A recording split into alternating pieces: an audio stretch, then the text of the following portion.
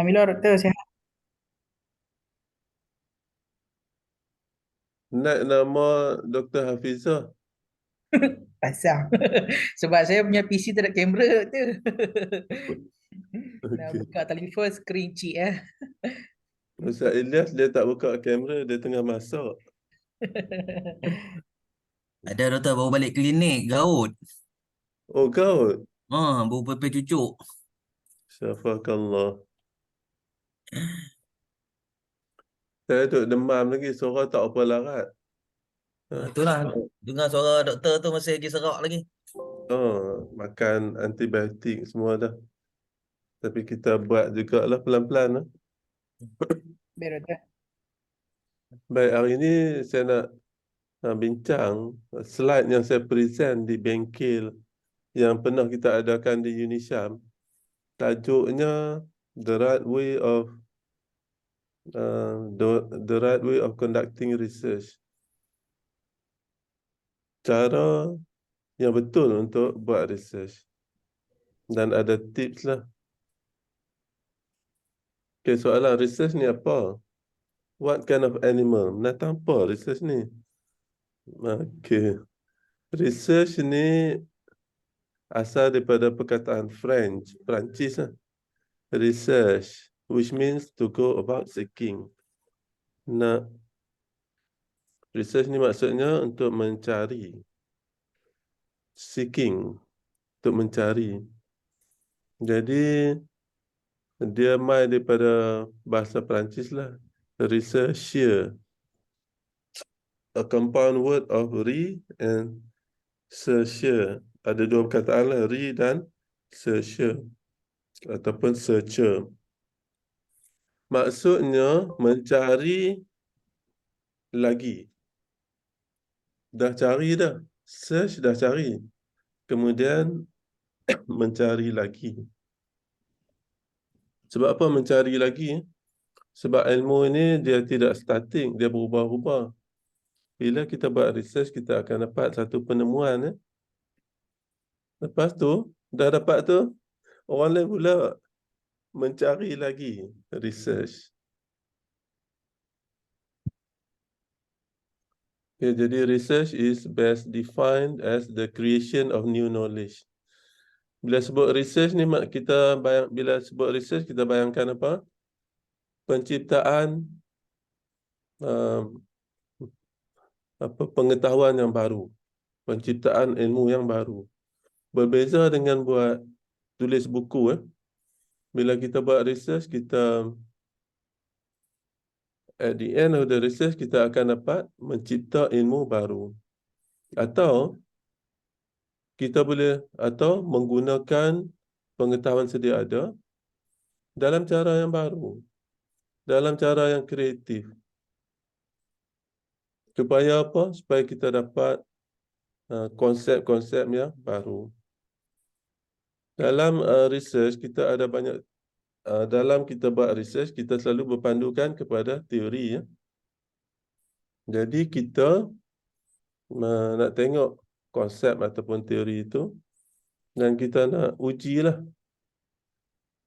sama ada kita boleh dapat satu penemuan yang baru, sama ada untuk menyokong ataupun untuk menolak teori-teori sedia ada. Jadi bila kita buat research, selalunya kita ada benda baru lah yang bukan keseluruhannya baru. Kita mesti berpijak ataupun bersandar kepada teori-teori sedia ada. Cuma kita tambah sikit untuk membezakan research, untuk membezakan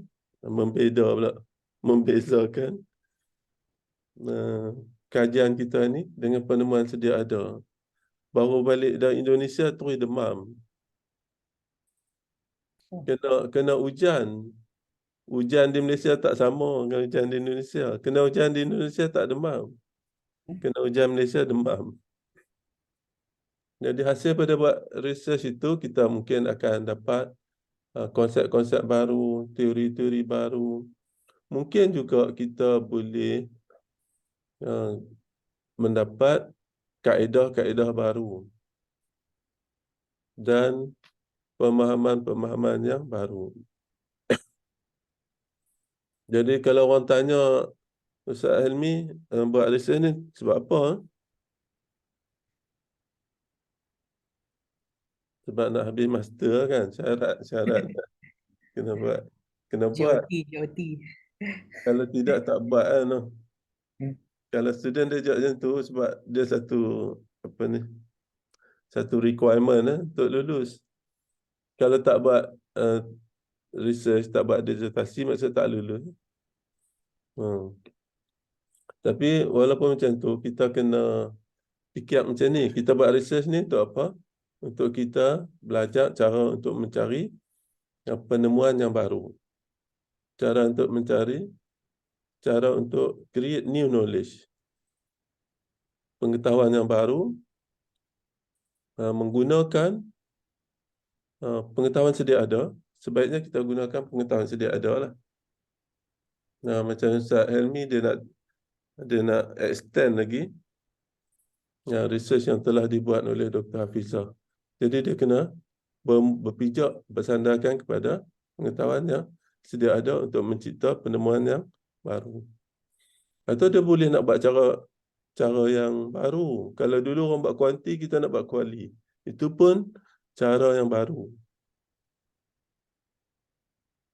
Okay, untuk hasil daripada itu, kita akan dapat benda yang baru lah, knowledge yang baru, konsep yang baru.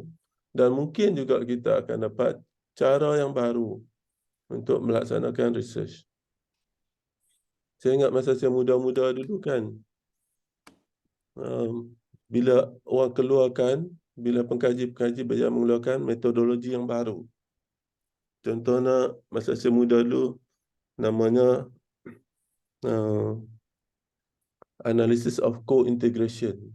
Jadi ramailah orang menggunakan metod itu untuk buat research. Seronok bila ada cara baru. Macam sekarang ni ada structural equation modeling. Jadi orang pengkaji-pengkaji pun seronok lah bila ada kaedah yang baru. Nak tanya boleh? Suara pun tak apa kena. Boleh dengar? Dengar, Boleh. doktor, dengar. Research ni elok buat seorang-seorang ke berkumpulan? Kalau dari segi kami lecturer ni, kami suka buat berkumpulan. Tapi untuk disertasi master ni tak boleh buat berkumpulan. Kena buat seorang-seorang. Tapi maksudnya, walaupun buat seorang-seorang, tajuk masing-masing, tapi dia tak menghalang kita daripada berbincang lah. Boleh berbincang dengan kawan. Dan kalau kawan-kawan pun tak tahu juga, kena tanya pensyarah lah. Jadi cara yang betul untuk buat research. Cara yang betul untuk buat research, dia melibatkan pemahaman tentang sistem, tentang pendekatan untuk buat research. Buat research ni tak boleh buat ikut suka lah maknanya. Kita kena faham research tu sendiri. Apa tu research? Sebab tu kita ada kelas ni untuk bagi kefahaman tentang apa itu research. Macam mana nak buat research? Dia ada sistem dia. Dia ada pendekatan dia. Jadi kena faham kelas inilah. Kelas research methodology. Lepas tu boleh apply. Sebab tu saya minta buat assignment. Tujuan buat assignment tu ialah bukan saja kita faham, tapi juga kita boleh apply apa yang kita faham daripada research methodology itu sendiri. Jadi apa dia research methodology itu? Research methodology merujuk kepada satu prinsip-prinsip, satu set prinsip, amalan dan prosedur yang guide, yang memandu, yang memberi panduan kepada researcher dalam dia design, dalam dia mencipta, mereka cipta. Dia research ni dia kena design. Kalau nak buat rumah pun kena ada design. So research pun dia ada design bila ada design, kita melaksanakan research itu, kita menganalisis dan memberi interpretasi kepada penemuan-penemuan yang kita dapat. Jadi apa dia research? Dia adalah satu prinsip dan dia ada satu amalan dan dia ada prosedur yang memandu pengkaji-pengkaji dalam melaksanakan research. Jadi sangat penting untuk kita kita menggunakan the right perspective. Kita sangat penting bila buat research tu, kita mesti buat research cara yang betul. Kalau tidak, tak lulu ya. Okay. Kenapa kita buat research dengan cara yang betul? Kadang boleh tanya orang lain lah, yang pelajar master yang dah siap, pelajar PhD yang dah siap. Kita tanya ataupun tanya pensyarah untuk kita kena tanya yang saya buat research ni betul ke? Prosedur dia betul ke? Prinsip dia betul ke? Jadi selalu kena tanya. Pasal apa kena tanya? Untuk memastikan bahawa penemuan-penemuan yang kita dapat itu adalah reliable, valid dan credible.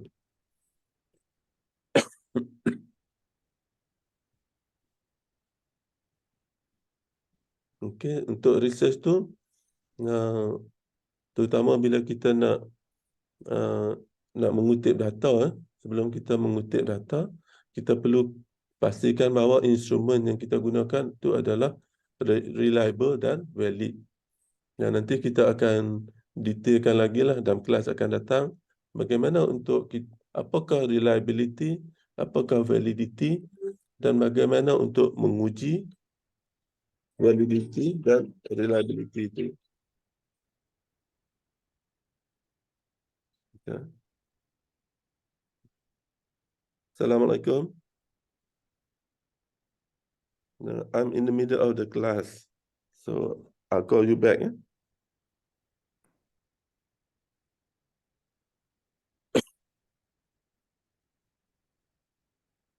Boleh tanya,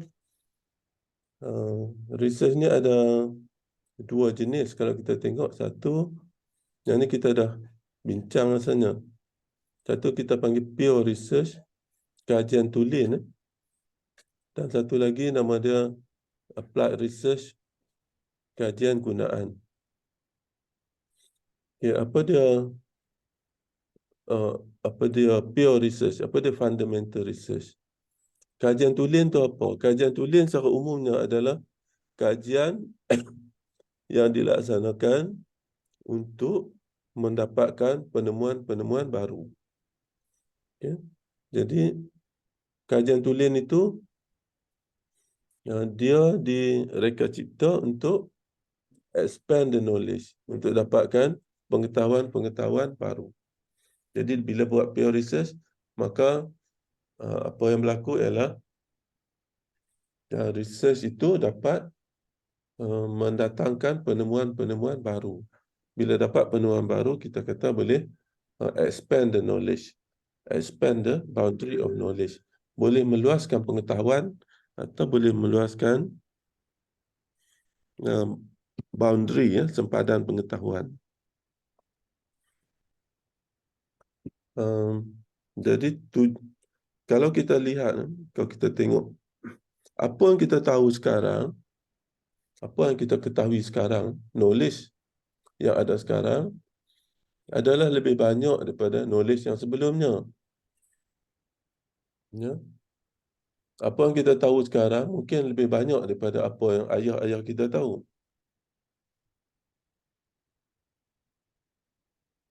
Knowledge yang ada pada hari ini adalah lebih banyak daripada knowledge yang ada pada hari sebelumnya, pada masa-masa lepas.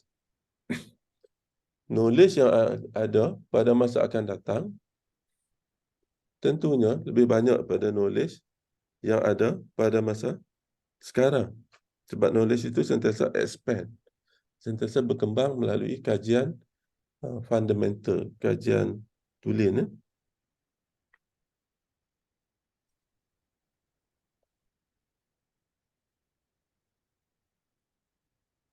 Jadi tujuan kita buat kajian tulen itu, pure research itu adalah untuk improve theories. Improve theories itu maksudnya apa?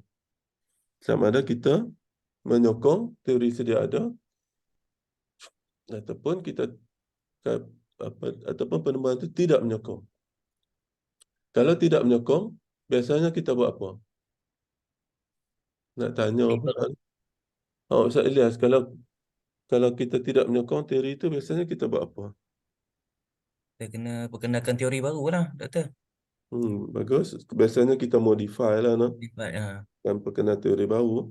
Tapi kita ambil teori itu dan kita modify. modify. Dipanggil augmented theory. Augmented theory maksudnya kita mula dengan teori yang simple. Lepas tu kita buat kajian dan kalau teori itu tidak menghasilkan keputusan yang signifikan, jadi kita augment, kita modify teori itu dengan menambah pembeli ubah. Teori ni doktor sama maksud dengan AVDV ke ataupun ada lain doktor? Oh, bagus soalan tu. Teori ni bukan. Oh, Teori ni adalah kita kata sesuatu yang dicipta. Sesuatu yang dicipta untuk menerangkan realiti. Kalau dulu kita ada, kalau saya nak bagi contoh dulu, kita ada teori bahawa dunia ini, bahawa dalam dunia ini matahari mengelilingi bumi. Itu pun teori. Kan? okey. Kemudian datang penemuan kemudian yang menunjukkan bahawa sebenarnya bumi yang mengelilingi matahari. Jadi teori baru itu teori baru itu merefute ataupun menolak teori yang lama. Okay, soalannya, ini orang tanya, teori ini perlukah dibuktikan? Okay, jadi kalau ni peringkat tinggi lah, peringkat PhD, teori tidak perlu dibuktikan. Tetapi yang pertama, the theory doesn't have to be proven. Teori itu sesuatu teori tidak perlu dibuktikan. Tetapi teori itu boleh dibuktikan salah dan juga boleh dibuktikan benar. Bila teori itu dibuktikan benar, maka dia jadi pengetahuan. Kalau dibuktikan salah pun, dia dapat pengetahuan baru. Banyaklah teori. Kalau saya dulu dalam ekonomi, banyaklah teori. Purchasing power parity theory. Kalau dalam Islamic finance ni, kita ada banyak teori-teori daripada psikologi yang kita adapt dan adopt. Pernah dengar tak theory of planned behavior? Pernah dengar? Teori gelagat terancang. Kemudian ada teori of Pengurusan. dan pengurusan pun ada. Pengurusan. Sebenarnya kita borrow, kita pinjam daripada psikologi. Kita ada theory of acceptance model. Kita ada theory of diffusion innovation. Kemudian kita ada U-Tout. U-Tout ni nak sebut pun saya lupa. Jadi maksudnya kita ada banyak teori dan secara umum walaupun teori itu tidak perlu dibuktikan, tapi teori itu boleh dibuktikan salah ataupun boleh dibuktikan betul menggunakan data. Jadi itulah tugas researcher to improve teori dengan menguji sama ada teori itu boleh disokong ataupun boleh ditolak. Kemudian yang kedua adalah applied research. Tadi itu kita panggil pure research. Pure research ni tujuannya apa? Untuk mendapatkan ilmu baru. Kan? Dan untuk mengimprovekan teori sedia ada. Kemudian yang warna hijau ni applied research. Saya color hijau ni Bukanlah sebab saya penyokong PAS kan. Kebetulan lah. Jadi applied research ini dia mesti ada masalah yang sebenarnya berlaku. Kalau tak ada masalah yang sebenarnya berlaku, maka applied research tidak boleh dilakukan. Jadi tujuan applied research ini adalah untuk mencari penyelesaian kepada masalah-masalah khusus yang wujud. Ya, dan untuk mencari jawapan kepada soalan-soalan yang tertentu. Contoh Ustaz Ilyas, kalau cuba bagi satu masalah yang wujud dalam FGV contohlah. Dia mesti masalah yang sebenar. Masalah kekurangan hasil buah sawit, Doktor. Itu adalah specific problems. Jadi kalau nak buat applied research, kajian gunaan ini, kita mesti ada masalah. Masalahnya ialah hasil kutipan atau tuaian kelapa sawit yang semakin menurun. Jadi kalau nak menyelesaikan masalah itu, kena buat macam mana? Kena buat research untuk identify bagaimanakah untuk mengatasi masalah kekurangan atau penurunan hasil penuaian kelapa sawit. Ada kelas. Lepas duduk makan. Kita duduk ada kelas, suara tak apa kelas. Jadi bila kita sebut applied research tu, dia adalah solution based. Solution based ni maknanya dia tujuannya adalah untuk mencari penyelesaian. Dan dia mesti ada masalah. Jadi applied research, dia memerlukan solution, dia memerlukan penyelesaian kepada masalah sedia ada. Kalau tidak ada masalah, maka tidak adalah kalau tidak ada masalah yang sebenarnya berlaku, maka tidak perlulah buat kajian gunaan. Saya ni boleh tak malam-malam boleh faham tak maksud? Kalau tidak ada masalah yang sebenar-benarnya wujud, tak perlulah buat applied research. Sebab applied research ni dia mencari masalah, mengenal pasti masalah. Bukan mencari, mengenal pasti masalah dan mencari penyelesaian kepada masalah itu. Berbeza dengan pure research. Pure research masalahnya ialah dalam pure research masalahnya ialah gap ataupun jurang. Research gap. Pernah dengar research gap? Dalam pure research kita mencari research gap. Research gap ni apa dia? Dia adalah satu jurang antara apa yang kita tahu dan apa yang kita tidak tahu. Saya ulang, research gap itu adalah satu jurang antara what we know and what we don't know. Antara apa yang kita tahu dan apa yang kita tidak tahu. Dulu saya pernah buat research. Jadi, masalah yang dinyatakan di situ adalah kutipan hasil zakat pendapatan di kalangan penjawat awam kepada Lembaga Zakat Negeri Kedah semakin meningkat semenjak tahun 2016. Saya ulang. Kutipan hasil zakat pendapatan di kalangan penjawat awam kepada Lembaga Zakat Negeri Kedah menunjukkan trend yang meningkat semenjak 2016.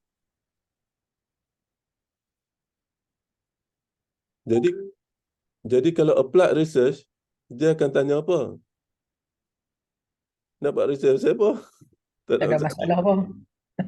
Sebab Kutipan dah kutipan semakin meningkat. meningkat. Applied research kata,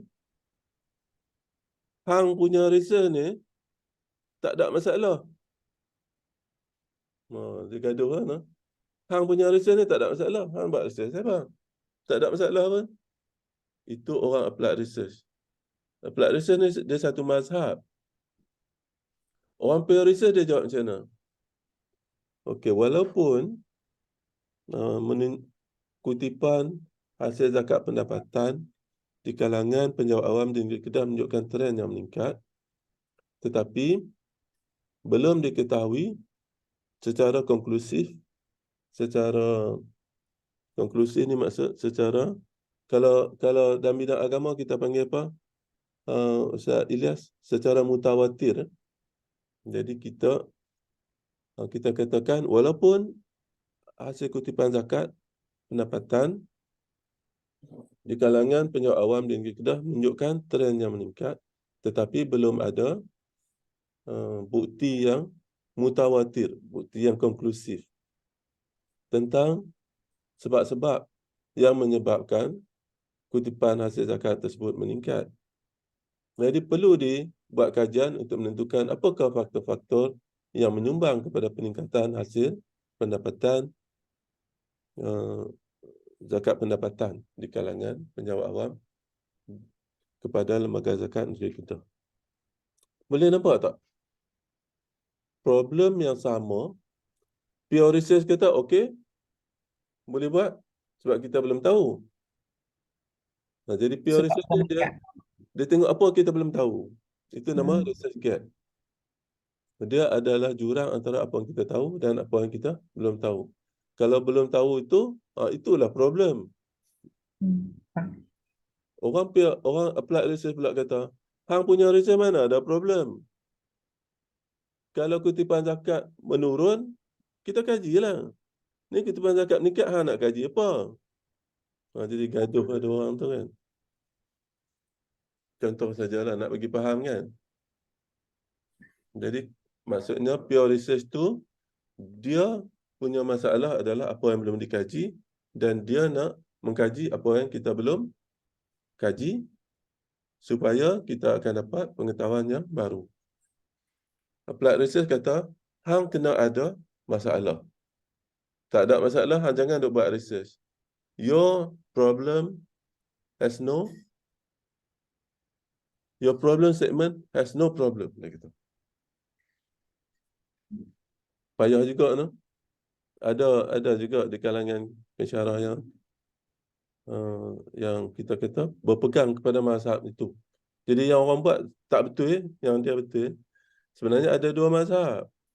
Dua-dua betul. Itulah. Dalam research ni pun ada school of thought, cara pemikiran. Seronok kalau nak bincang, nak bertengkar, nak berbahas tentang research ni. Ada seorang orang tua tu, adalah benda yang dia cakap yang saya tak setuju tentang research. Dia kata, research ni, kalau buat secara kuantitatif, guna kuesioner untuk tujuan PhD, kalau saya jadi examiner, saya akan gagalkan. Lepas tu, saya pun tak setujulah. Di situlah. Beberapa tahun lepas tu, saya pergi cari dia di universiti tu. Nak jumpa doktor sekian-sekian ni saja, kebetulan saya mai. Saja nak sembang-sembang. Tengok-tengok dia dah meninggal. Allah Inna Allah Allah. lillahi wa inna ilaihi raji'un. Tak ada saya nak ni. Sebab nanya student PhD tu kalau buat macam tu.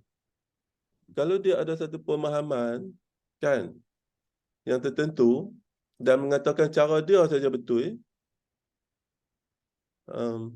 nanya orang lain lah.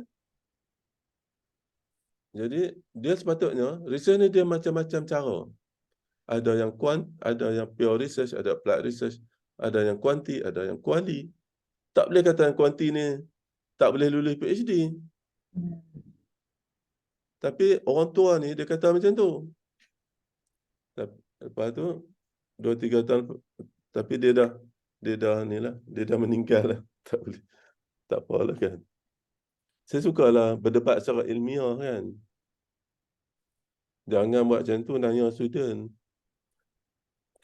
Takkanlah semua hak kuanti tu tak lulus PhD. Berapa ramai orang yang buat kuanti lulus PhD.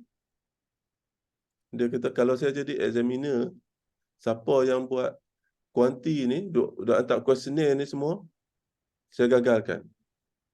Sebab dia ada bias. Orang yang jawab, Dia buat macam mana, Prof?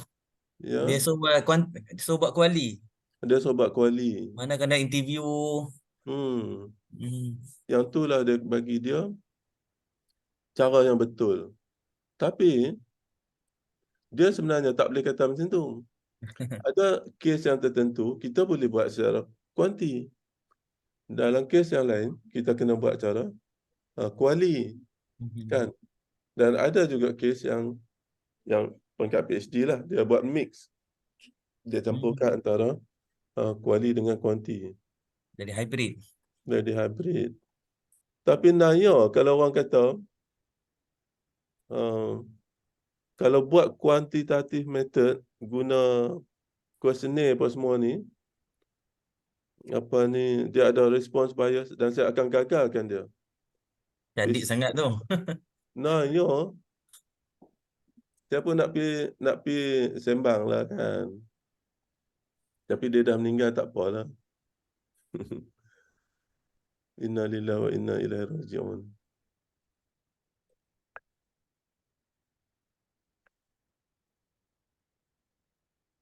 Dia yang applied research ni, Prof, dia akan boleh menghasilkan satu result yang mungkin ada commercial value lah, Prof, kan? Sebab kalau macam ada penyataan masalah tadi kan, mana bila dia buat research, dia dapat hasil, macam mana teori untuk meningkatkan hasil tuaian buah sawit tadi, dia boleh jadi satu commercial value lah dalam dia punya research kan, Prof?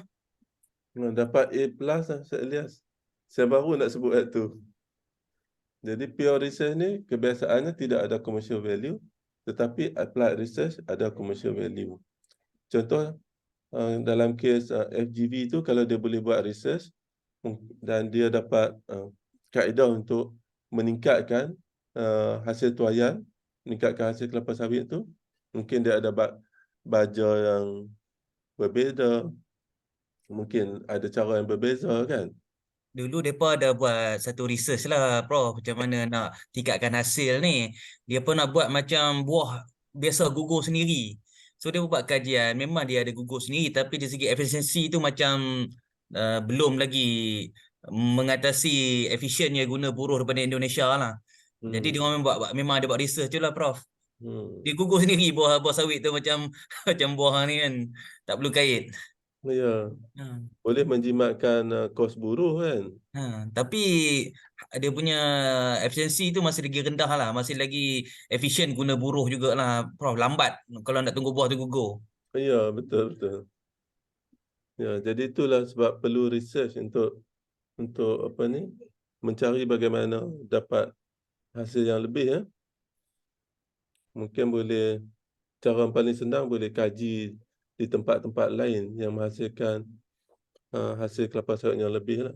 Baru ni saya ke Indonesia 4 hari, daripada Pekanbaru ke Siak di Sumatera. Sepanjang tu banyak ladang kelapa sawit di sana. Lebih luas daripada sini. Tapi hasil daripada apa ni, pemerhatian lah, saya perhati tengok kan. Saya tengok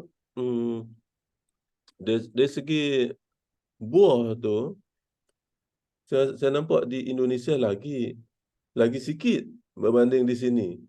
Maksud saya banyak pokok-pokok yang dah tidak menghasilkan buah tapi masih dibiarkan macam tu. Mungkin sebab apa saya tak pastilah. Kalau di Malaysia ni, bila kita tengok dia tak menghasilkan buah, kita akan buat penanaman semula. Tapi di Indonesia tu, saya tengok beratus-ratus ekar sepanjang jalan tu yang pokok dia memang kita tengok memang tak berbuah dah. Tapi macam tak buat apa. Mungkin tanah dia banyak sangat ataupun... Betul. Dia sekarang ni pengeluar nombor 1 di dunia sekarang ni, Indonesia. Hmm. Tanah dia luas, kita dah tak boleh buat apa dah. Malaysia dah habis tanah dah. Daripada banyak tanah lagi yang belum diterokok. Jadi kalau Sekarang nak ni Indonesia dengan Thailand lah, Prof. Dua lah yang sekarang ni dah nombor 1. Malaysia dah jatuh nombor 3. ya ya. Tapi dulu teknologi ni daripada Malaysia lah. Mereka belajar dengan kita. Dan ni lepas dah potong kita nah. Mereka ada advantage dari segi land bank dia lah. Ya. Baik, kita sambung sikit lagi. Pure research ni dia tujuannya adalah untuk mendapat penemuan baru, untuk meluaskan pengetahuan sedia ada, expand the knowledge, explore konsep, mungkin boleh explore konsep-konsep baru. Bila sebut explore ni maksudnya kita kaji sesuatu yang belum pernah dikaji. Itu maksud explore. Explorer, dia buat satu benda yang belum pernah dikaji. Itu tujuan. Explore konsep-konsep baru. Dan dia mungkin tidak ada commercial value. Contoh, dalam konteks ini, dalam semua research sama ada pure research ke ataupun applied research, mesti ada problem statement. Semua orang dah tulis ke problem statement dalam assignment 1 kena ada problem statement kan. Okay. Ada. Problem statement tu kalau kita buat pure research, dia menerangkan tentang gaps atau jurang antara pengetahuan yang sedia ada ataupun theoretical framework yang sedia ada atau konsep yang sedia ada, teori yang sedia ada. Kemudian kita nak explore apa lagi yang belum dikaji. Contoh macam Ustaz Ilyas ataupun Ustaz Elmi. Ustaz Elmi ada framework kan? Ada framework buat kuanti. Ada. Jadi mungkin ada katakan ada 3 IV Jadi mungkin 2 IV itu adalah IV yang sedia ada kan. Contohlah. Dan IV yang ketiga tu adalah IV baru yang teringin nak dikaji. Yang belum pernah orang masukkan. Itu maksudnya gaps. Jurang, gaps in existing theoretical framework, exploring unknown phenomena. Dalam framework yang sedia ada, kita kena cerdik lah. Kita cari yang mana framework itu, Senang. yang mana kita kata bukan senang, yang mana ada daripada framework itu, kan framework itu ada hubungan IV dengan DV contoh. Mungkin ada yang hubungan dah signifikan, ada yang tak signifikan. Mungkin kita nak cari, mungkin ada pemilih ubah baru yang lebih signifikan. Kan? Itu contohlah. Tengok yang ni tak signifikan ni. Jadi maksudnya kita ganti yang tak signifikan tu dengan satu pemilih ubah baru yang kita buktikan bahawa dia signifikan. Bahasa mudah kita modify lah soal ni lah.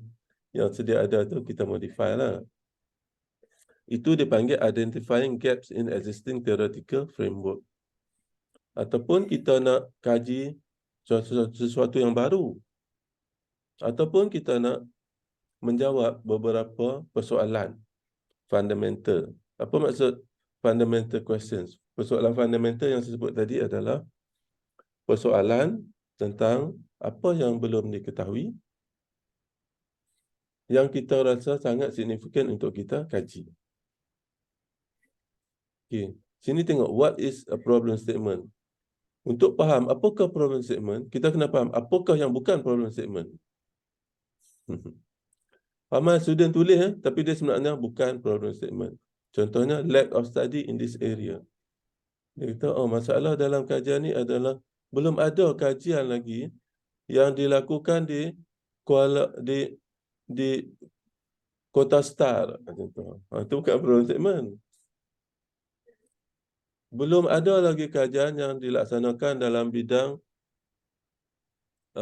gelagat kepatuhan hibah contoh. Jadi saya nak mengkaji tentang hibah. Sebab tak ada lagi orang kaji gelagat kepatuhan hibah. Itu kan research problem. Cara kita tulis tu. Ataupun studies were carried out somewhere else but not done locally. Contoh problem statement yang salah.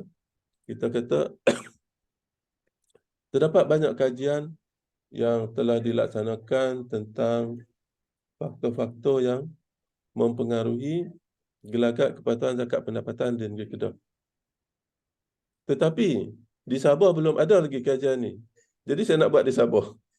Itu bukan problem statement. Saya lihat macam pening kan. Jangan tulis cara tu lah kan.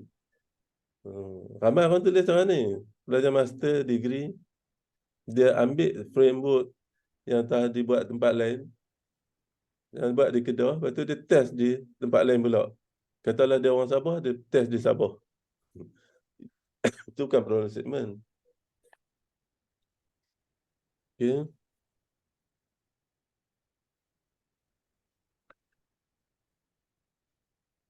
Banyak lagi pun ni. Suara tak apa kelak. Okey, dalam problem statement, dalam kita menulis research, problem statement tu adalah komponen yang sangat penting. Okey. Jadi key components, kunci-kunci utama, komponen-komponen utama, kunci-kunci komponen, komponen-komponen utama dalam problem statement. Pertama, theoretical gaps. Kita kena nyatakan apakah gap, apakah jurang. Maksudnya, jurang di sini maksudnya, kita nyatakan 1, 2 atau 3 kajian lepas yang telah dilakukan. Dia gap ni maksudnya jurang antara apa yang telah kita tahu dan apa yang belum kita tahu.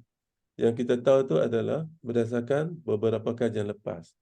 Jadi problem statement yang cantik, yang mocik itu, dia mesti nyatakan 2 atau 3 kajian lepas yang telah dilaksanakan dalam tajuk ini.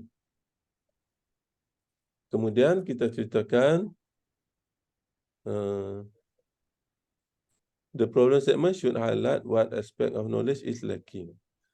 Setelah menyatakan kajian-kajian yang telah dilaksanakan, kita kena highlight apa lagi yang kita tak tahu. Apa lagi yang is not known. Apa lagi yang kita kurang faham. Okay.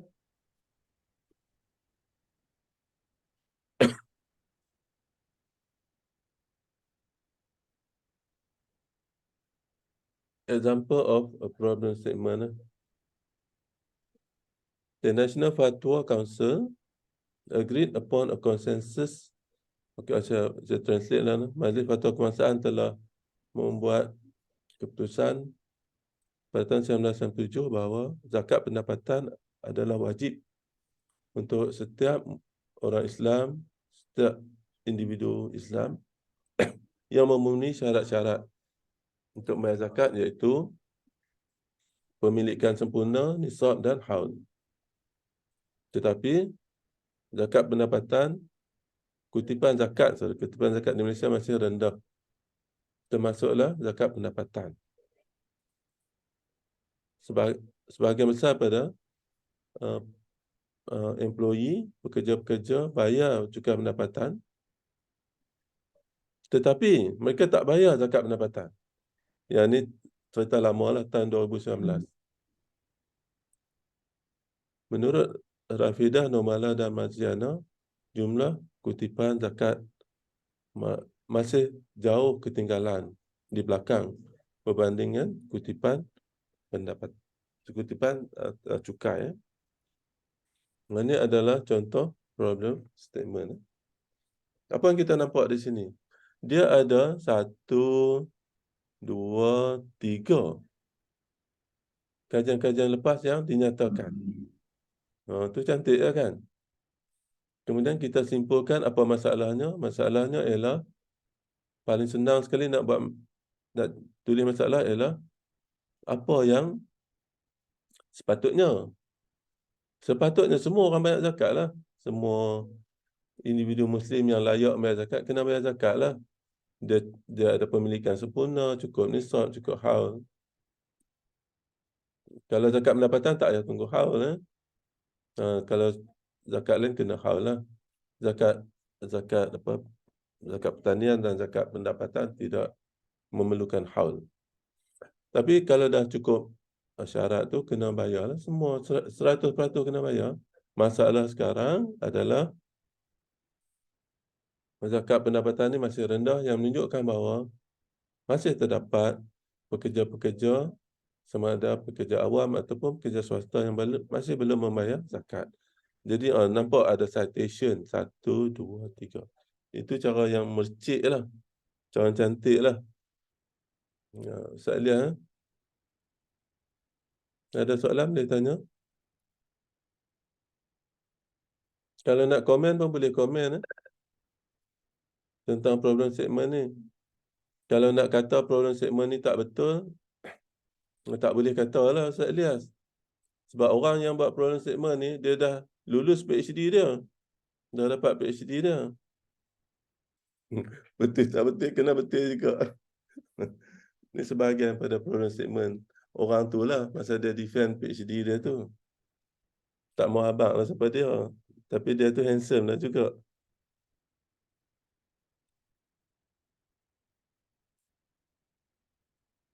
Soalannya betul ke salah problem segmen tadi?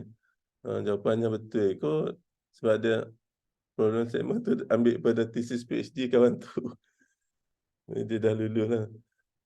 Puan yang nak ceritanya, eloknya kita nyatakan, ada banyak lagi ni. Eloknya kita nyatakan beberapa kajian lepas yang telah dilaksanakan. Okay? Dan kita mesti juga nyatakan bagi cita rasa, bagi dessert, bukan bagi appetizer kepada pembaca tentang apa yang kita nak buat. Bagi appetizer, bagi sikit-sikit. Contohnya kita kata, kajian ini nak mengkaji tentang guru-guru sekolah untuk mengkaji motivasi atau faktor-faktor yang menyebabkan mereka patuh kepada pembayaran zakat.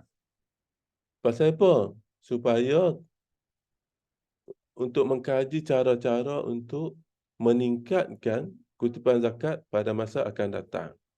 Jadi kita dah bagi hint lah, bagi appetizer lah. Bagi orang dapat sikit lah tentang apa yang kita nak buat. Jadi daripada sini kita di sini to do so, untuk melaksanakan itu, kajian ini dia buat apa? Dia tengok kajian-kajian yang sedia ada, yang telah ditulis oleh Kamil 2002, Zainal 2008.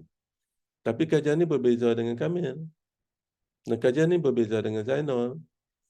Jadi, maksudnya kajian ini adalah mempunyai dia punya novelty. Ada ketulinan dia. Ada signifikan dia. Bagi sikit-sikit lah. Okey, betul ke salah? Okey, ini problem segmen untuk applied research pula. Applied research senang sikit nak buat problem segmen. Dia kena ada masalah-masalah yang memerlukan penyelesaian. Kalau di lembaga zakat, apa dia, Ustaz Fazal? Masalah yang sebenarnya wujud yang memerlukan penyelesaian. Kutipan zakat padi menurun atau? Itu satu masalah. Bagus. Doktor, kalau kita buat applied research, maknanya kita punya kajian yang lepas pun mesti ada statement applied research juga ke? Betul. Bukan. Seeloknya macam tu. Tapi yang pentingnya dalam applied research ni adalah menyatakan masalah yang wujud sekarang ini dan perlu dibuktikan. Tak boleh saja-saja kata, contoh kita kata, semenjak kebelakangan ini kutipan zakat padi semakin berkurangan. Tak boleh. Tapi kita boleh kata macam ni, kutipan zakat padi menunjukkan trend yang berkurangan semenjak kebelakangan ini. Macam mana kita nak sokong kenyataan itu? Dia ada dua cara. Pertama, kalau ada kajian lain. Kalau ada kajian lain yang menyatakan segmen macam tu, tulis kajian tu. Tulis nama dan tahun. Contoh Haji Azmi tahun 2022. Contohlah kan. Itu perlunya juga kajian lepas. Tapi Ustaz Faisal boleh buat macam ni pula. Untuk applied research. Tunjukkan data. Kalau tunjukkan data, tak perlulah citation lagi. Contoh data tahun 2019, 2020, 21, 22. Data tentang hasil kutipan zakat padi. Kemudian bawah pada table tu tulis sumber. Sumber dia contohnya laporan tahunan Lembaga Zakat Negeri Kedah atau kat mana-mana lah. Jadi applied research ni dia boleh menggunakan kajian lepas dan boleh juga tidak menggunakan kajian lepas. Boleh ya?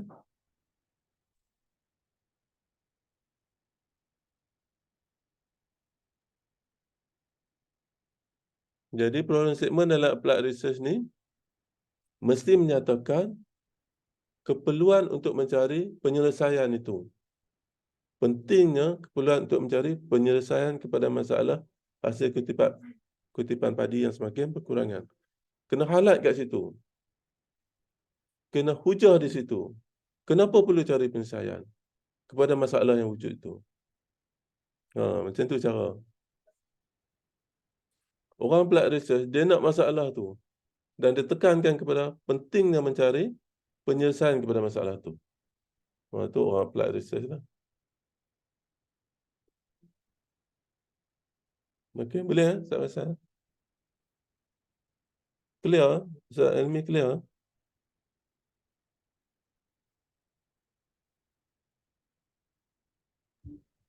Okay, key components of a problem statement in applied research. Dalam applied research ni, kita mesti ada penyelesaian kepada masalah yang praktikal. Applied research ni dia nak praktikal je. Sama ada orang bisnes, orang korporat ataupun NGO ataupun kerajaan, dia nak yang pentingnya masalah tu dapat penyelesaian yang praktikal. Jadi kena betul-betul nyatakan apakah problem yang praktikal ataupun masalah yang perlu penyelesaian itu. Jadi problem statement dalam applied research ni mesti menyatakan isu sebenar, real world issue. Tak boleh reka-reka. Isu sebenar itu mesti dibuktikan dengan sama ada menggunakan data sebenar ataupun menggunakan kajian-kajian lepas. Kita boleh cite kajian lepas. Contohnya, Haji Osman 2022. Kalau ada lah, tak boleh reka-reka, mesti ada. Doktor, data tu kita masukkan dalam bentuk graf ataupun kita buat table pun dah cukup ke? Sebaiknya table. Kebiasaannya table.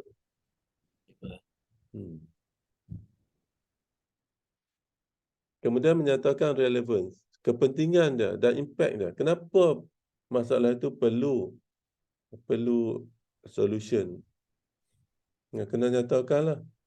Misalnya Ustaz Faisal boleh katakan bahawa contohnya masalah hasil kutipan zakat pendapatan, zakat pertanian, zakat padi yang semakin berkurangan menyebabkan contohlah menyumbang kepada penurunan hasil kutipan zakat oleh lembaga zakat negeri Kedah. Yang ini menyebabkan sebahagian asnaf mungkin tidak dapat dibantu kerana penurunan hasil zakat tersebut. Contohlah, highlightlah kenapa masalah ni, kenapa benda ni akan menimbulkan masalah dan perlu penyelesaian. Oleh itu, penyelesaian segera amat diperlukan, penyelesaian segera yang praktikal amat diperlukan untuk mengatasi masalah ini, supaya zakat padi akan kembali meningkat pada masa-masa akan datang. Kena highlight itu. Kenapa pentingnya? Maknanya kita kena buat huraian sikit lah tu atas data tu. Betul. Kena highlight. Buat huraian, tunjukkan bahawa kita berlakon macam research ni sangat penting, boleh menyelesaikan masalah.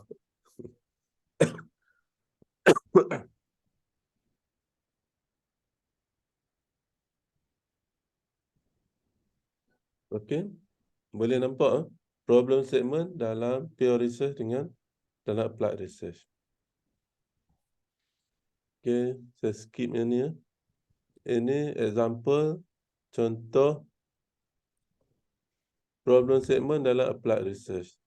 Yang ni nanti saya bagi ni baca sendiri no. Saya skip ni panjang. Soalannya dia kata apa? Kita tak ada nak baca no, tak ada jawab soalan tu. Dalam problem statement ni kita kena faham apakah isu-isu atau masalah-masalah yang diketengahkan dan bagaimanakah dan betapa pentingnya penyelesaian itu dilaksanakan. Penyelesaian itu dicari dengan kaedah buat research. Okay, jadi ini contohlah dalam problem statement dalam applied research. Okey. Sekarang kita tengok, kita dah habis problem statement. Nanti balik tengok. Bila nak buat assignment nombor 2 ni, dia kena ada chapter 1, chapter 2, chapter 3. Habis problem statement, kita kena buat research question. Lepas tu kena buat research objective. Assignment 2 doktor kena buat 1, 2 dan 3 doktor. 1, 2 dan 3. Berapa page tu doktor? Tak apa, page tak apa. Okey. Sekurang-kurangnya adalah benda yang ditulis. Okey. Jadi lagi banyak, lagi tinggi markah lah. Secara umumnya saya katakan mesti assignment 2 mesti lebih dari 40 muka surat. Boleh? Ada. Cubalah. Kau tak sampai pun tak apalah. Okey, research question ni dia ada beberapa tahap. Tahap deskriptif ni cuma menyatakan apa sebenarnya yang berlaku. Komparatif dia membandingkan. Persamaan. Correlational dia melihat hubungan korelasi. Kalau satu naik, A naik, B naik ke B turun. Macam tu. Exploratory, tapi biasanya kita buat yang explanatory ni lah. Explanatory, maksudnya kita tulis soalan situ. Apakah penyebab kepada C? Contoh.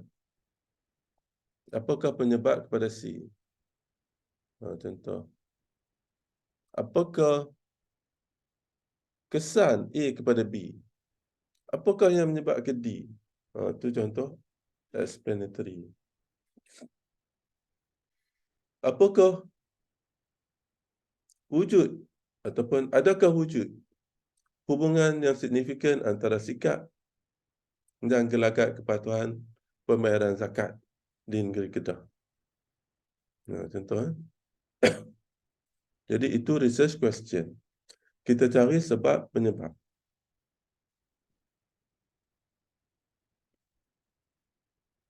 An example of research question. What is the impact of attitude on intention? Contoh. Jadi dia pakai yang explanatory itu. Apakah penyebab pada satu? What role does subjective norm have on the intention? Apakah peranan norma subjektif ke atas niat untuk membayar zakat? How perceived behavioral control influence intention?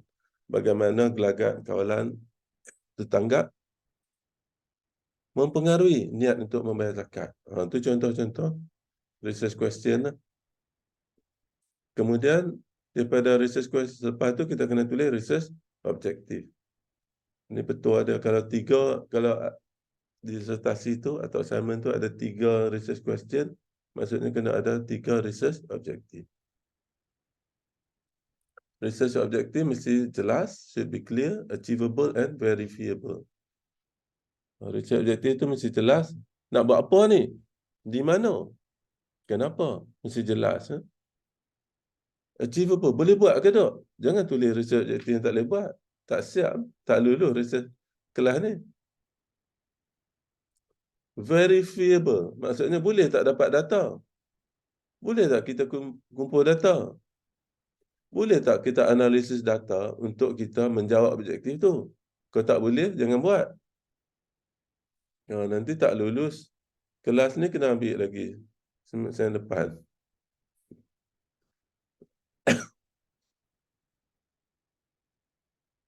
How to create good research objective? Dia mesti khusus, measurable, boleh diukur, achievable, boleh dicapai. Boleh diukur ni maksudnya data tu ada dan boleh diukur. Achievable ni maksud data tu boleh dianalisiskan untuk menjawab research objektif. Dan mestilah relevant dan mesti ada time bound. Dia mesti ada masa dia lah. Ini contoh research objektif. To examine the influence of attitude on intention. Untuk mengkaji pengaruh sikap ke atas niat.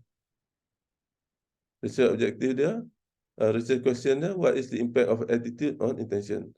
Apakah kesan atau impact sikap ke atas niat? Nampak tak? Sama je. Untuk mengkaji pengaruh sikap ke atas niat. Keyword dia yang sama lah. Kalau research question kedua, what role does subjective norm have on the intention? Apakah peranan norma subjektif ke atas niat? Jadi research objektif dia to study, untuk mengkaji kesan norma subjektif ke atas niat.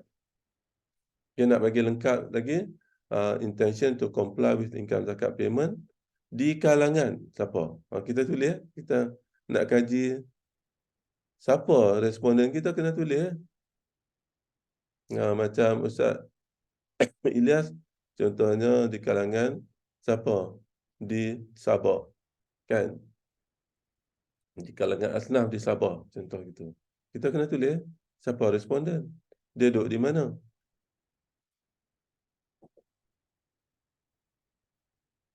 Bagaimana untuk menulis research question dan research objektif? Tadi saya dah tunjuklah. Kalau kajian berbentuk kuanti ni, kita tengok pada framework. Research question tu, yang mula tadi rupanya mai daripada attitude kepada intention ni. Begitu juga research objektif mai pada ni. Jadi, theoretical framework ni dia memandu kita untuk menulis research question dan research objektif. Research question nombor 2 tadi, rupanya mai pada subjective norm ke intention tu. Begitu juga research question nombor 3. Perceived behavioral control, kawalan gelagat tertanggap tu, ambil pada yang ketiga. Boleh, saya lihat senang je. No? Kita buat framework, kalau buat kuanti lah, kita buat framework. Framework ni lah memandu kita punya research question, memandu kita punya research objektif. Senang Ustaz Elmin lah. Ustaz Elmin nak siap dah. Saya silap minggu depan dah Ustaz Elmin dah. Okay, literature review. Literature review tu apa? Yang ni, saya ingat untuk next class kita akan fokus kepada menulis literature review. Sekarang ni, saya baca dululah. step by step guide. Yang pertama sekali, define the scope. Kita kena kita kena faham skop kajian kita.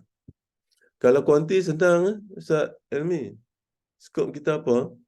Skop kita apa yang ada dalam framework tadi. Kan? Contoh framework ini. Skop kita apa? Skop kita adalah yang pertama, kita nak kaji kajian yang lepas tentang hubungan antara sikap dan niat ataupun sikap dan gelagat kepatuhan. Jadi, literature review kita yang pertama mesti di sekitar ni lah. Mesti berkaitan dengan sikap dan niat lah. Atau sikap dengan gelagat kepatuhan. Boleh? Ustaz Ilyas Yang ni. framework ni mari dari mana, Prof? Memang dia ada standard ke atau macam mana yang framework ni? Oh, framework tu kena tanya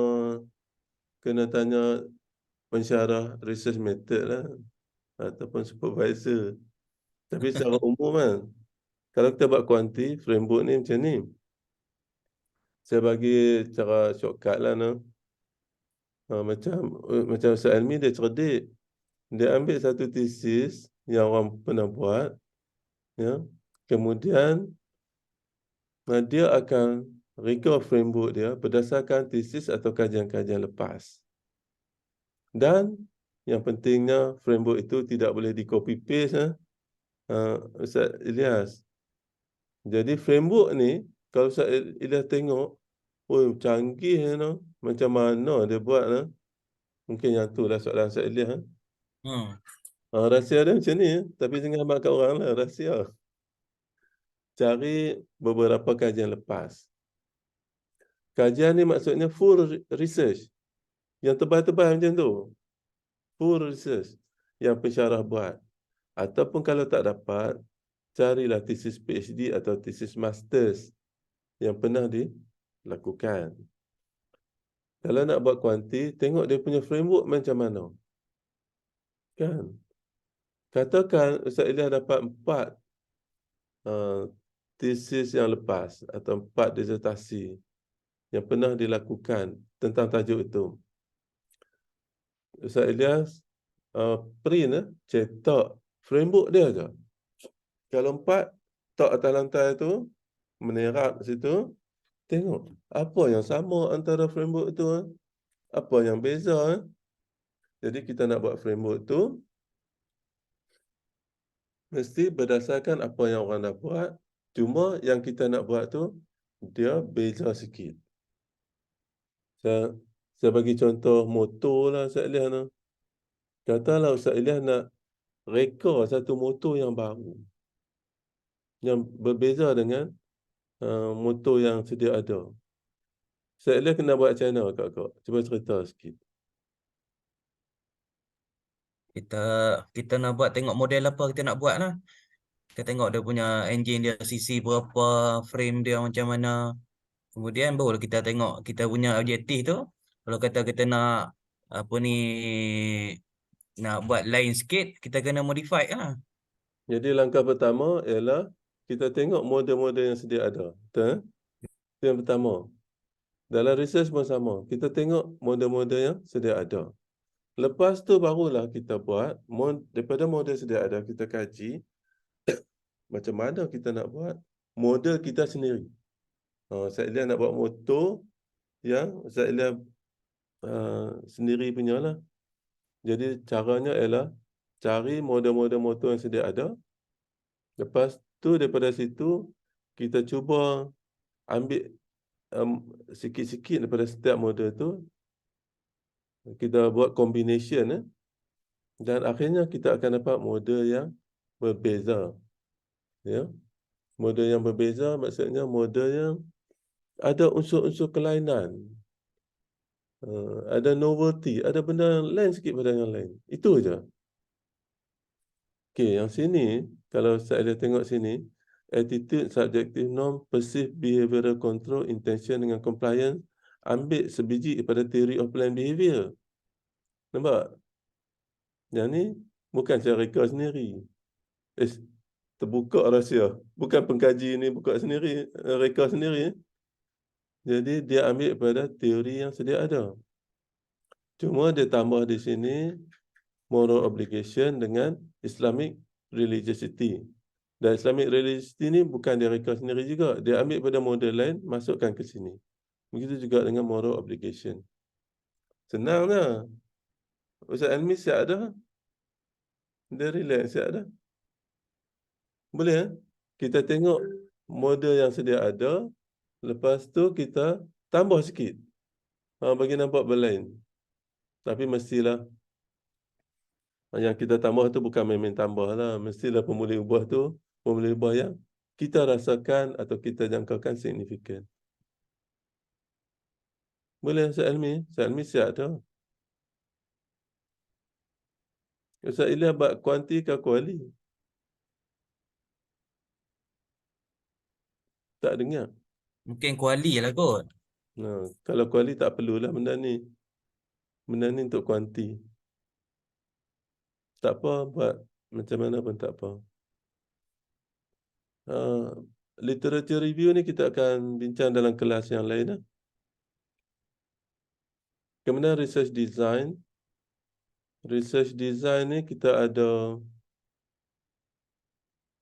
dua jenis yang tadi, dua jenis research. Kita ada kuanti dengan kita ada kuali. Ya. Jadi kuantitative research ni adalah kajian yang menggunakan data yang boleh diukur. Kuanti maksud data tu boleh diukur dan diukur dalam bentuk number. Kalau kuali adalah data yang tidak boleh diukur. Maksudnya tidak ada number lah. Kalau kuanti kita boleh masuk dalam SPSS atau apa-apa package statistik untuk kita analisa. Tapi kalau kuali, kita tak bolehlah nak masuk dalam data statistik sebab tidak melibatkan statistik. Tapi ada juga dia punya package dia. Ada NVivo, ada ANP, ada Atlas TI yang kita boleh gunalah. Okey. Jadi research design yang kita nak buat tu, kita mesti, ini bab 3, bab 3 metodologi. Dalam metodologi tu ada research design. Research design ni adalah satu plan, satu perancangan ataupun satu framework yang digunakan untuk melaksanakan satu kajian. Bila kita sebut research design, dia daripada awal sampai akhir. Tentang bagaimana data itu, pertama bagaimana data itu dikumpul. Kita cakap tentang data collection, pengumpulan data yang pertama. Yang kedua pada data analisis. Kita mesti menganalisis data itu. Dan yang ketiga, selepas menganalisis kita buat apa? Ustaz Fazal? Ada sini? Tafsir dia. Kita kena tafsir dia. Kita kena interpret. Jadi, dalam research design tu mesti cerita macam mana kita nak collect data, macam mana kita nak analisa data, dan bagaimana kita akan menginterpretasikan, mentafsirkan mentafsirkan penemuan tersebut. Jadi Ustaz Ilyas kena fikir macam mana data tu nak dikumpul, siapa responden, di mana. Lepas dikumpul tu macam mana nak analisa. Lepas analisa tu macam mana nak interpret. Itu semua ada dalam research design. Okay. Jadi research design tu adalah satu strategi untuk menjawab research question. Jadi dalam bab 1 kita dah tulis research question, contohnya adakah sikap mempunyai pengaruh yang signifikan ke atas niat. Okay. Jadi kita nak jawab soalan tu. Adakah sikap mempunyai pengaruh yang signifikan ke atas niat? Kita pun cari data, analisis data dan interpret data. Kemungkinan penemuan kita tu menunjukkan hubungan yang signifikan dan kemungkinan menunjukkan hubungan yang tidak signifikan.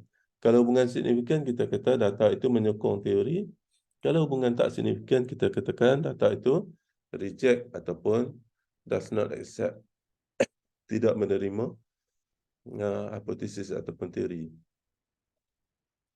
Kalau kita nak collect data tu, kita kena nyatakan apakah kaedah-kaedah persampilan yang sesuai untuk digunakan.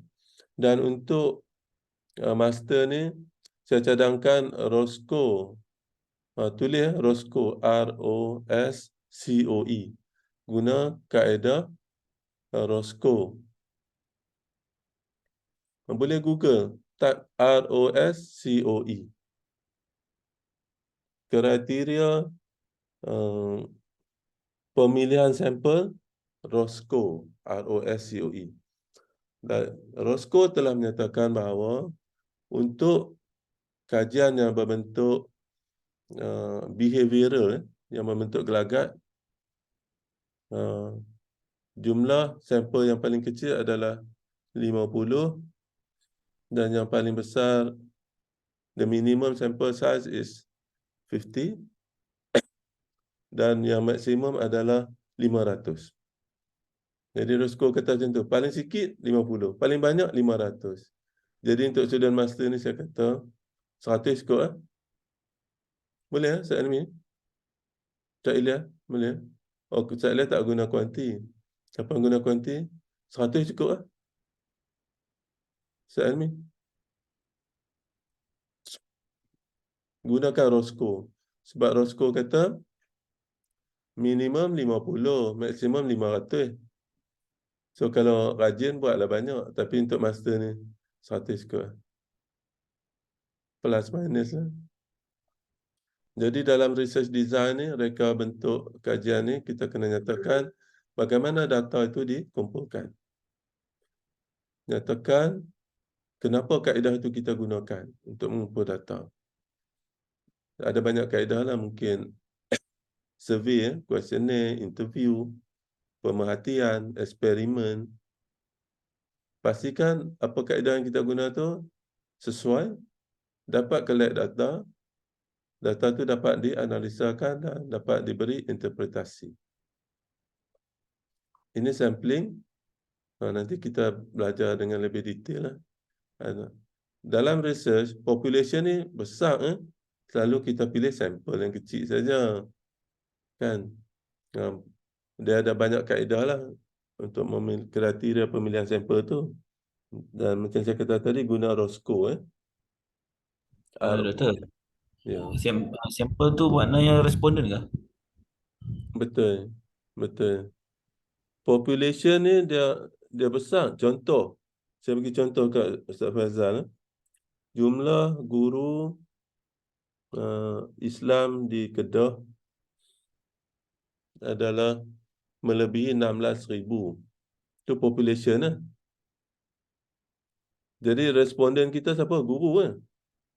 Tapi berapa orang guru di Kedah? Lebih pada 16,000. Maknanya population kita lebih pada 16,000 kan? Bolehkah kita nak pergi hantar questionnaire kepada 16,000 lebih? Jawapannya not manageable lah. So responden kita daripada target tu, kita pilih sebahagian je. Sebahagian. Yang itulah dipanggil sampel. Responden kita yang asalnya semua. Tapi dalam research kita tak menggunakan population, tapi kita menggunakan sampel. Berapa banyak sampel nak pilih tu? Tu saya kata kalau untuk master ni guna Roscoe cukup lah. Roscoe kata tak kisahlah population tu besar ke kecil, yang penting minimum sample size adalah 50, maksimum adalah 500. Pilihlah mana-mana angka antara 50 dan 500. Boleh Ustaz Fazal? Betul kalau guna Craig Morgan dia kata. Oh, rajin pula. Craig Morgan. Orang bagi rukhsah dah tu. Tak mau pilih rukhsah. Tanya dia tu. Kalau kita musafir, kita boleh buat jamak qasar. Lepas tu Ustaz Elmi kata, boleh tak saya tak mau buat jamak qasar? Boleh tak saya nak semayang 4 rakaat macam biasa di rumah? Boleh. Cauchy and Morgan tu dia memerlukan sampel size yang besar, ya, yang biasanya antara 300 hingga 500 lebih. Jadi saya bagi rukhsah lah tadi. Tak payahlah cari Cauchy and Morgan. Kadang-kadang Cauchy and Morgan kita kena tentukan population dan dia akan bagi sampling size. Jadi sampling size yang dia bagi biasanya besar, biasanya lebih daripada 300 lah. Nanti kita dalam kelas lain saya akan tunjuk Cauchy and Morgan. Selalu saya kata untuk student PhD guna Cauchy and Morgan lah. Untuk student master guna Roscoe lah. Saya jangan rajin sangat. Dah bagi rukhsah, gunalah rukhsah tu. Ya, cari 100 cukup lah. Kalau guna Cauchy and Morgan takut dia suruh, takut sampel size dia lebih daripada 300. Jenuh lah Salmi nak pergi cari 300 lebih. Jadi secara umumnya Roscoe ni lebih lenient. Tapi masih boleh diguna.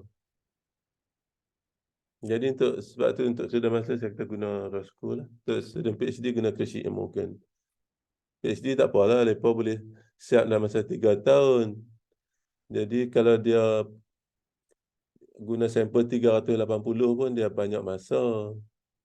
Kalau master nak siap dalam 1 semester. Tak ada lah Salmi. Boleh lah.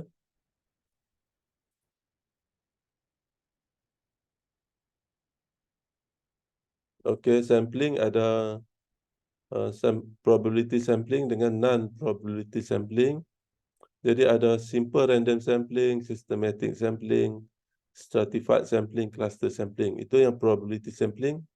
Non-probability pula convenience sampling, quota sampling, judgment sampling, snowball. Yang ni kita akan bincang dalam kelas yang akan datang lah. Kemudian data analisis. Lepas kita kumpul data, kita kena buat apa? Saya Ilyas.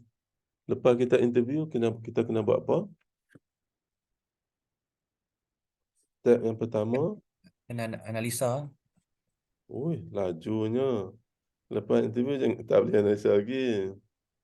Lepas interview kena input dulu data tu. Jangan analisa lagi. Kalau guna interview, macam mana nak input data? Kena record interview tu dan type sebiji-sebiji apa yang dia kata. Kalau dia batuk ahem pun kena tulis ahem. Itu cara untuk input data kualitatif.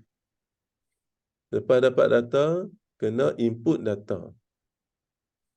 Kalau interview, input data dalam Word sajalah. Dengar rakaman tu, type sebiji-sebiji apa yang dia kata. Lepas tu barulah nak buat analisa. Nak buat analisa tu banyak kaedah lah. Nanti kita bincang lah. Jadi kaedah analisis data ni banyak lah. Nanti kita akan bincang lah. Surah tak keluar ni.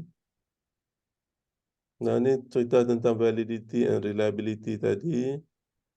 Lepas kita dah analyze data tadi, kita mesti tafsirkan dia. Ini sangat penting.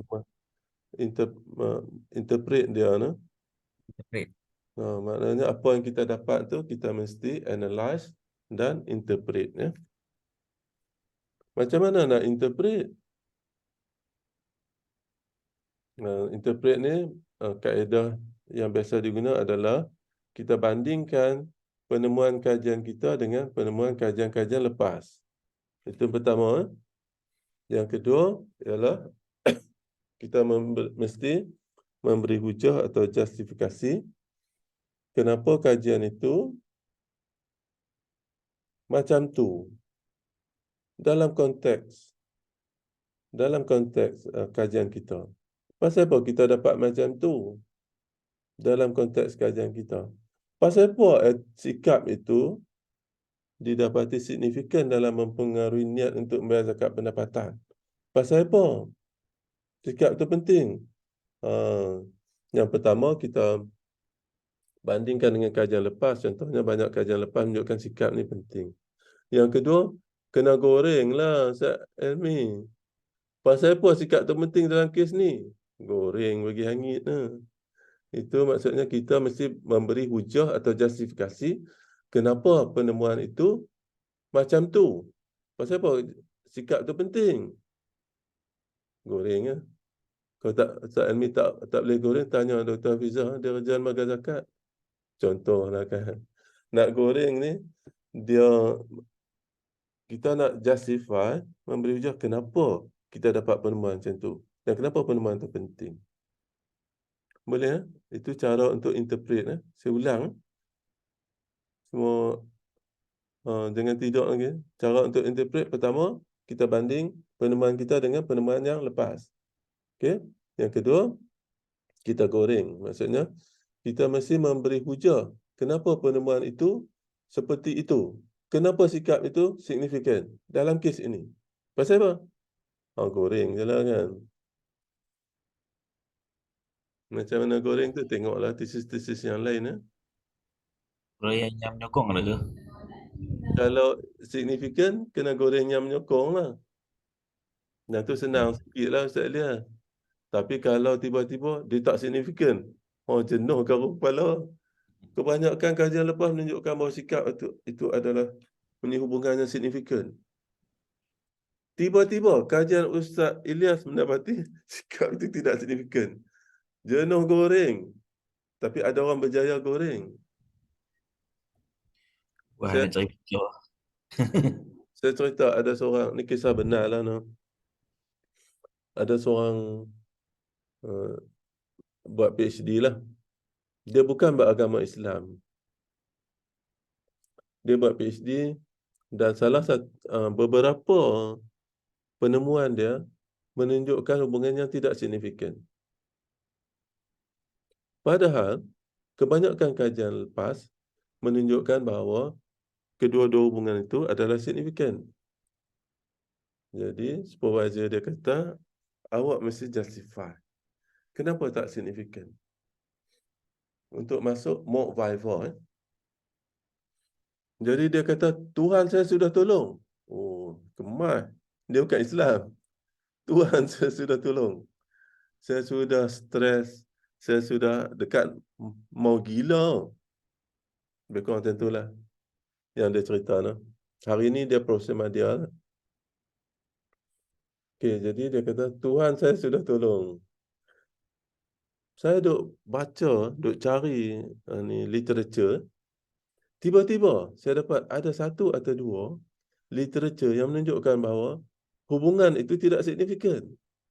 Jadi, saya pun masukkan dalam itu dan tengok macam mana dia justify dan saya pun ikut style dia lah macam mana saya justify.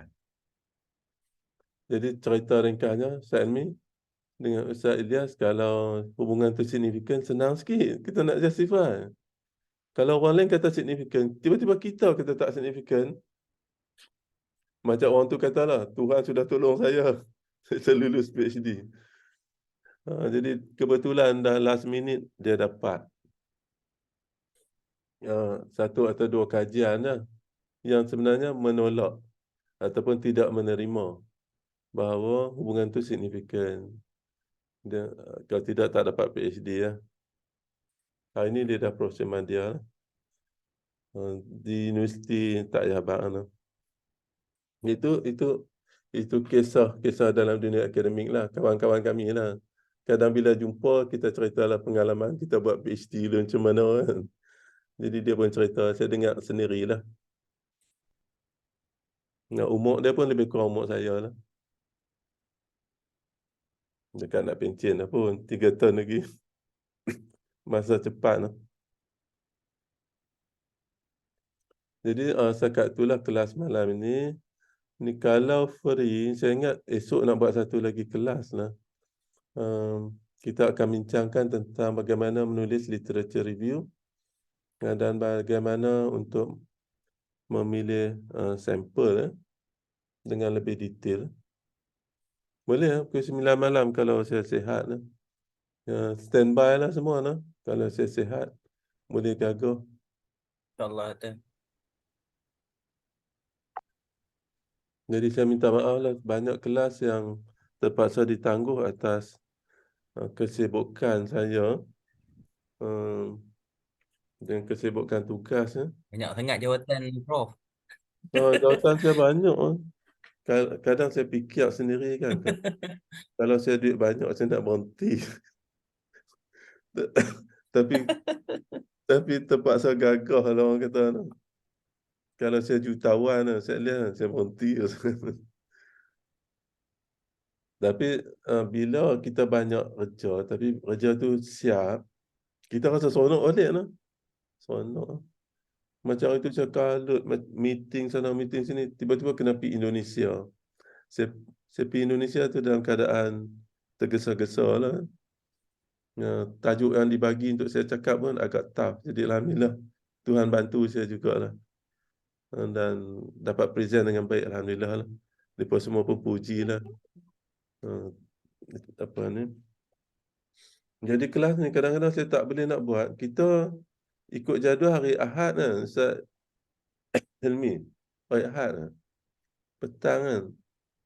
Kadang-kadang ada Ahad 2.30. Ahad 2.30.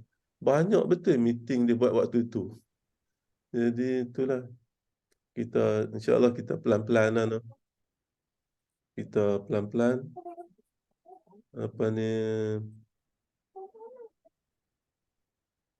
cakap tu lah. InsyaAllah kita ganti.